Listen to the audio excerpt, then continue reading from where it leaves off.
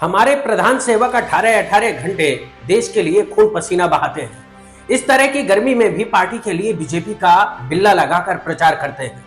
लेकिन पूछ लेंगे कि पिछले 11 साल में प्रधान सेवक ने कितनी रैलियां बीजेपी के लिए की, तो जवाब होगा डेटा उपलब्ध नहीं है।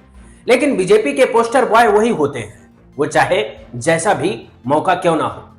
जैसे ऑपरेशन सिंदूर, सवाल पूछा गया कि भारत का नुकसान क्या हुआ, तो सरकार ने गोपनीयता का हवाला देकर जवाब देने से मना कर दिया। कोविड-19 की जांच और उस पर मोदी की तस्वीर के साथ प्रचार की तस्वीरें तो देखी होंगी, लेकिन सरकार से अगर पूछेंगे कि कोविड में ऑक्सीजन की कमी से कितने लोगों की जान गई, तो जवाब मिलता है कि डेटा उपलब्ध नहीं है।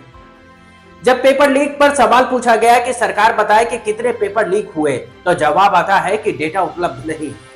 देश में अक्सर तबाही अलग अलग हिस्सों में होती है, लोग मरते हैं, मकान टूटते हैं, नुकसान होता है। लेकिन जब सरकार से पूछा गया कि इन आपदाओं में कितने लोगों की मौत हुई, तो जवाब मिला डेटा उपलब्ध नहीं है। जब किसानों की आत्महत्या के बारे में पूछा गया, तो सरकार ने कहा डेटा उपलब्ध नहीं है। ये नया भारत है, जहां सूचना का अधिकार जैसा कानून तो है, लेकिन सूचना नहीं है।